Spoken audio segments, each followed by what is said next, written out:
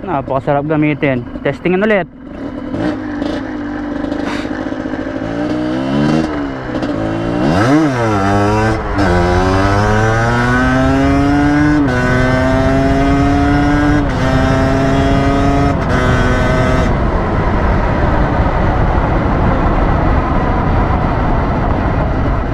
Ayos. Hello guys, kumusta? So ngayong araw susubukan natin yung quick shifter features nitong CDI ni DT125. So hindi ko pa siya na-try. Isi-set up natin siya ngayon. Susubukan lang natin kasi hindi naman to talaga kailangan sa trail. Gusto ko lang siyang matry. Pwede to sa mga road bike. So i-set up na natin. I-connect muna natin dito sa laptop. Tanggalin muna natin yung cover.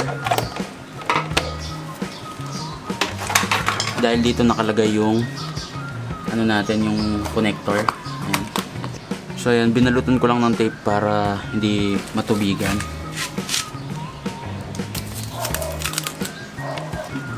Dugtong lang natin sa laptop. At pwede na nating i-set up. Okay, i-connect lang natin siya.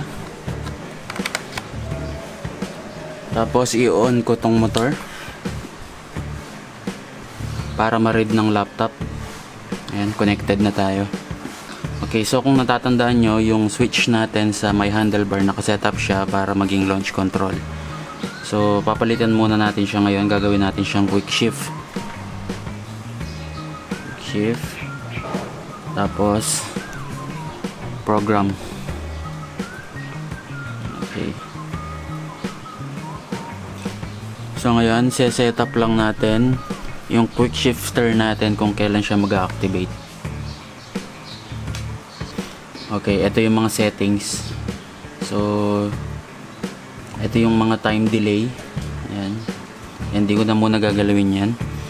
So dito tayo sa may minimum RPM. Ito yung mag-activate lang yung quick shifter kapag lumagpas na siya ng 2000 RPM. So ito, nakaset siya sa 2000. Tataasan natin, isiset ko siya to mga 4,000 siguro.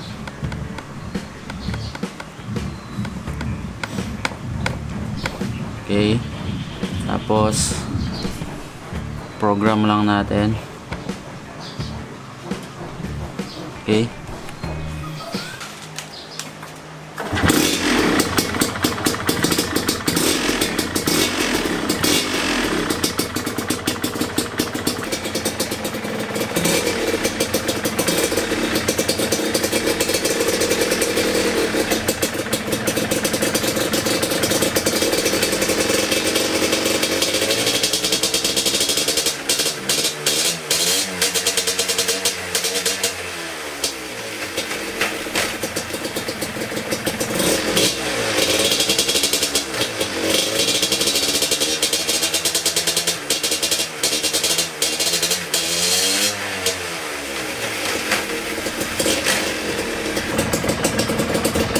okay, test drive na natin. So guys, yung quick shifter, bali ito yung clutchless shifting. So dahil wala tayong switch sa may cambio, nilagay ko dito sa handlebar. So yun lang yun. Pero kung may switch ka sa cambio, ma-shift mo siya kahit walang switch dito sa itaas or sensor. So start na tayo.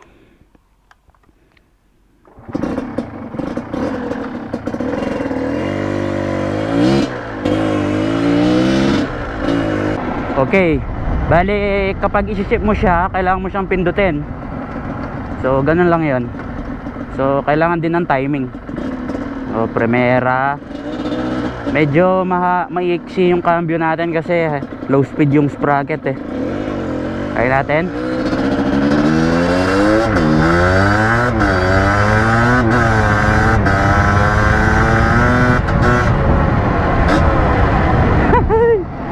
Parang masyadong mabagal yung quick shifter.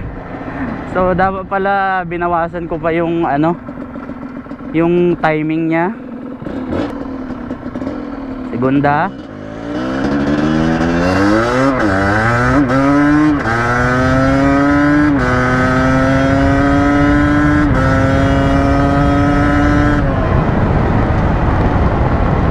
Wait.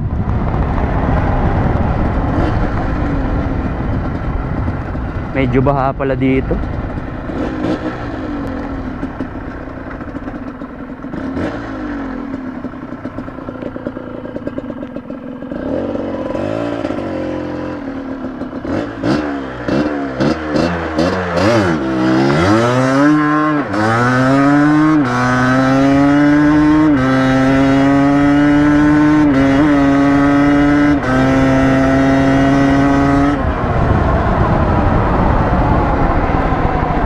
Lupet.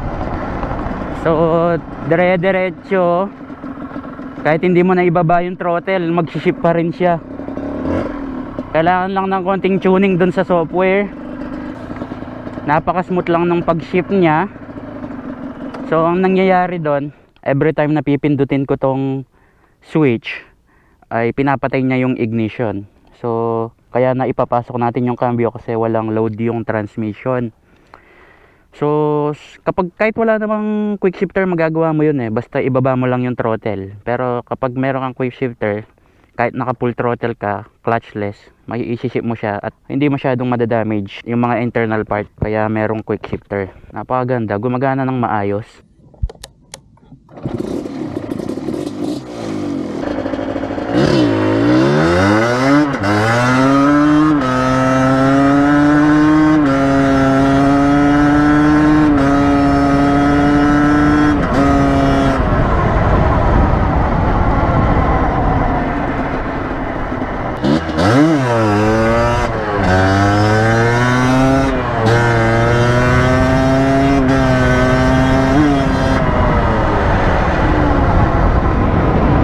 Napakasarap gamitin. Testingin ulit.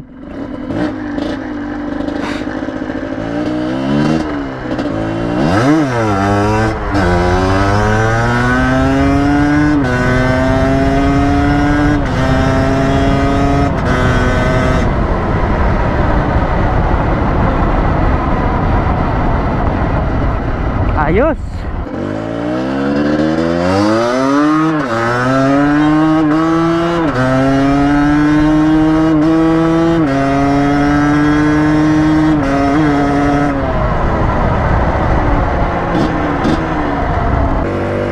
So ayan, umaandar naman.